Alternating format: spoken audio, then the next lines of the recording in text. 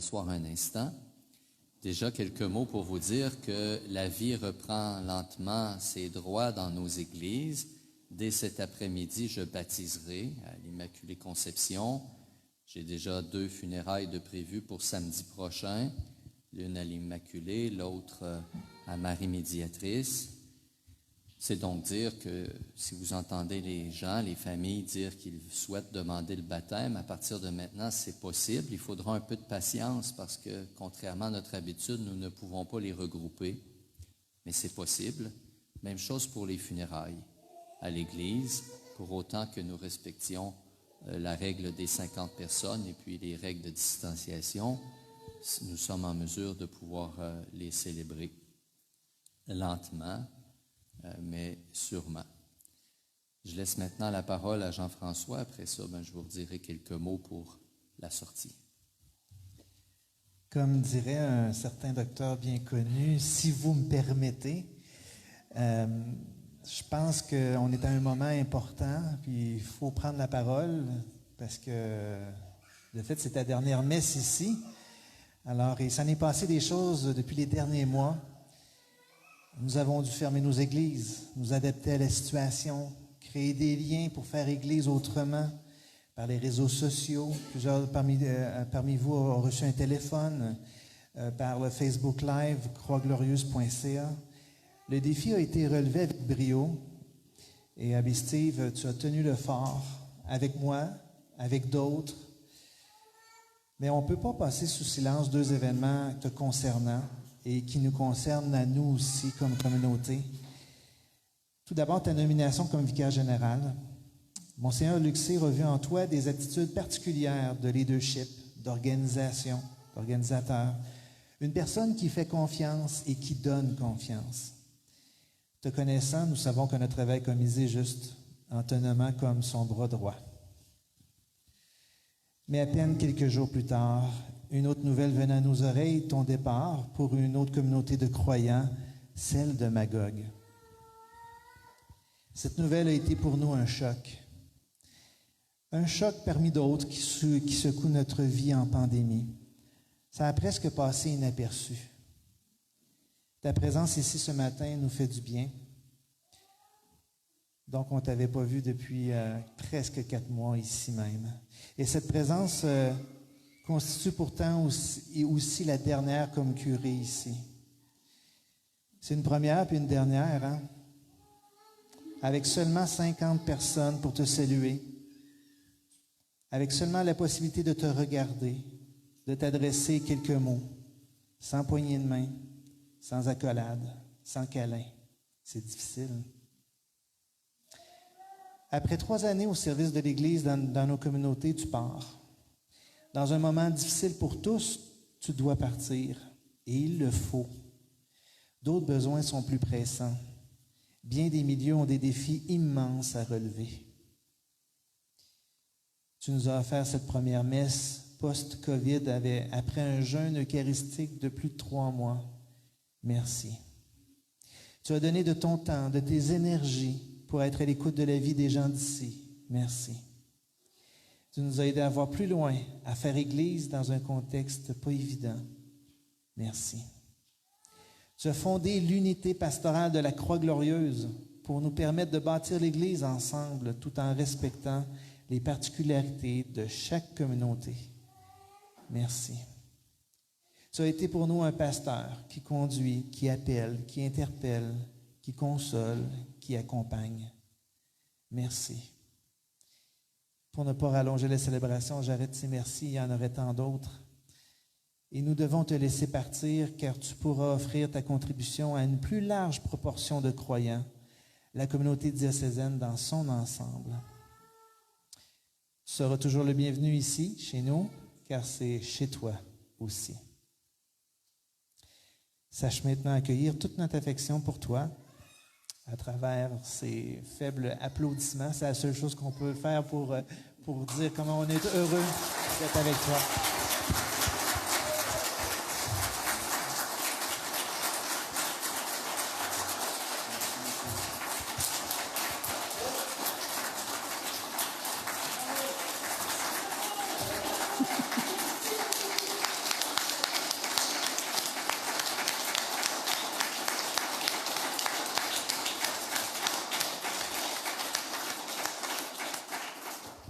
merci. Il y a bien des sentiments qui passent à travers vos applaudissements, même si on ne peut pas se toucher la main. Je reviendrai en passant quand la situation permettra de rencontrer toute la communauté, là, parce que c'est pas possible pour l'instant, puis on ne peut pas se laisser comme ça là, sans se dire adéquatement au revoir. Et puis, la liste des merci est touchante, mais si ça a pu se réaliser, ces choses-là, c'est grâce à vous.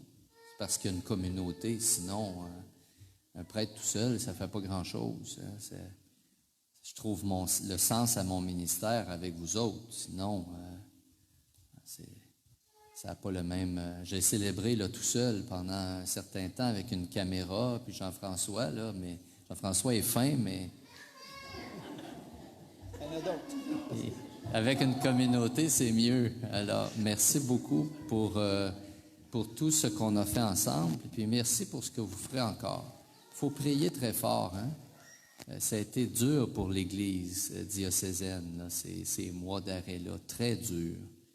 Il faut comprendre que quand les églises ne fonctionnent pas, ne sont pas ouvertes, ben à l'archevêché, il n'y a pas plus de revenus que dans les paroisses non plus. Alors, c'est très difficile. Depuis ma nomination, j'ai déjà eu à fermer 2 églises à cause du manque de fonds. Alors, je me serais passé de ça, puis les paroissiens concernés aussi s'en seraient passés. Alors, c'est important d'être présent, même si c'est autrement, puis de soutenir les communautés. Je remercie en passant ceux et celles qui l'ont fait. On est je pense bien qu'on est la paroisse qui avons réussi quand même à tirer bien notre épingle du jeu, parce que pendant toutes ces semaines-là, vous avez soutenu, fait des dons par Internet. Alors, merci à ceux qui l'ont fait. Puis je sais que d'autres ont accumulé leurs enveloppes ou leurs offrandes chez eux, puis vont le faire en venant à l'Église.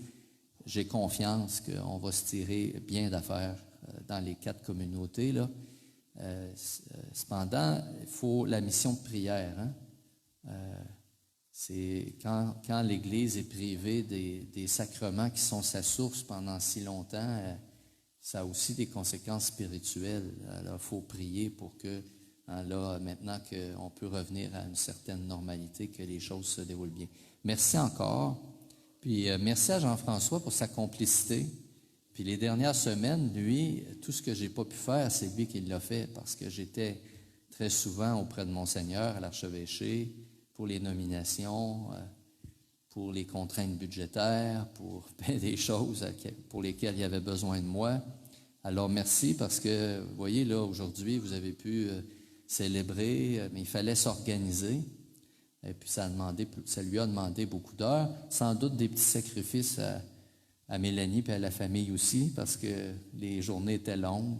Alors, merci pour cet engagement-là. C'est plaisant de travailler avec quelqu'un qui compte pas les heures, ménage pas les énergies, et puis qui a un élan aussi pour aller vers ceux qui sont pas encore là. Alors ça, c'est précieux, puis ça va me manquer là où je serai, sachant qu'il y aura d'autres personnes, mais quand même. Et puis, je veux vous remercier aussi d'une façon particulière à Précieux Sang pour la simplicité des rapports, la simplicité dans la réalisation des choses à faire. Il y a toujours quelqu'un de présent, puis de présent dans la discrétion, tout le temps. Alors ça, c'est très beau. C'est tout à votre honneur, puis j'ai confiance que les 4 communautés où j'ai œuvré pour trop peu de temps vont bien continuer avec Grégory, que vous connaissez assez bien ici à Précieux Sang, et puis Jocelyn, que vous allez apprendre à connaître, qui est un homme spirituel d'une grande profondeur, un homme d'écoute, de peu de mots, mais de grande écoute. Alors, je suis confiant que tout va bien se passer pour vous. Je ne pourrai pas aller vous saluer comme j'en ai l'habitude à la sortie parce que c'est contraire aux directives. Alors, la salutation, on la fait de loin. Pour la sortie, vous êtes invités à suivre les indications des placiers. C'est pas très compliqué, en fait. Hein? On utilise les 2 portes latérales. Et je vous rappelle que vous pourrez déposer vos offrandes dans les paniers qui sont tout près. Nous aurons l'occasion de nous revoir quand quand ce sera possible de le faire de manière moins protégée. Diane. Voilà. Alors, peut-être d'autres petites annonces avant de quitter, là. Ben, je vais vous donner juste 2 autres indications pour ce qui va se passer dans les prochaines semaines. Tant et aussi longtemps qu'il y a la limite de 50, vous savez qu'on parle de réservation. Si vous êtes ici ce matin, c'est parce que vous avez réservé. Alors, à tous les lundis, donc à compter de 9 h le lundi, on prend les réservations pour le dimanche suivant. Vous n'avez pas une place réservée pour tous les dimanches parce qu'il y en a d'autres qui veulent prendre aussi, avoir cette occasion-là de venir. Donc, à compter de demain matin, vous pouvez appeler au secrétariat, Diane, ou bien sur le site Internet, réserver votre place. Oui, c'est ça. Donc, à compter de ce lundi, là, lundi 9 h. Puis pour ce qui est des messes en semaine, on prend la réservation à compter de jeudi qui précède, comme c'est indiqué là, le jeudi 9 h. Alors, c'est important de saisir ça. Ça se peut que dimanche prochain, vous n'ayez pas votre place parce qu'il y a peut-être d'autres personnes qui veulent venir. Normalement, on est au moins 100 ici, là.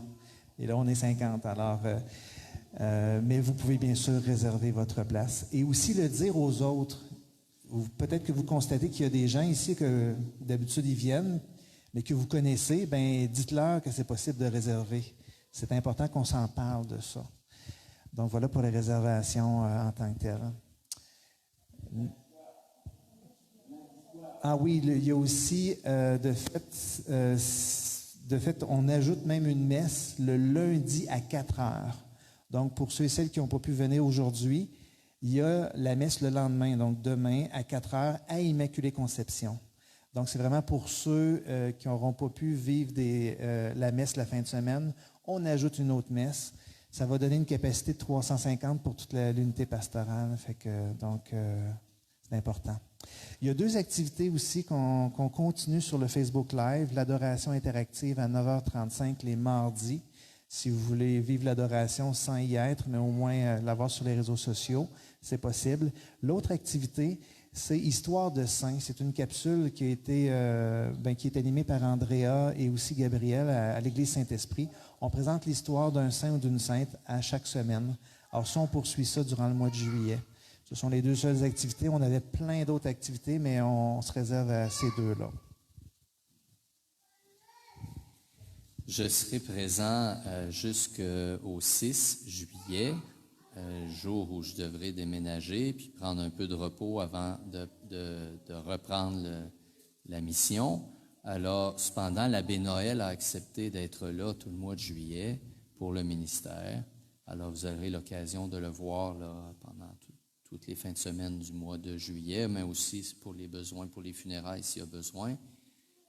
Pour le sacrement du pardon, c'est toujours mieux dans le cas de Précieux Sang, de le faire après la messe, parce que avant la messe, avec l'entrée et puis tout ça, ça peut être compliqué. Et l'idéal, c'est encore de prendre rendez-vous avec le prêtre, avec l'abbé Noël ou moi, pour qu'on puisse se rencontrer sans les contraintes de circulation et puis tout ça. Mais c'est possible de le faire. Le Seigneur soit avec vous. Que Dieu Tout-Puissant vous bénisse et vous garde, lui qui est Père, Fils et Saint-Esprit. Allez dans la paix du Christ. Passez un beau dimanche et puis une bonne semaine.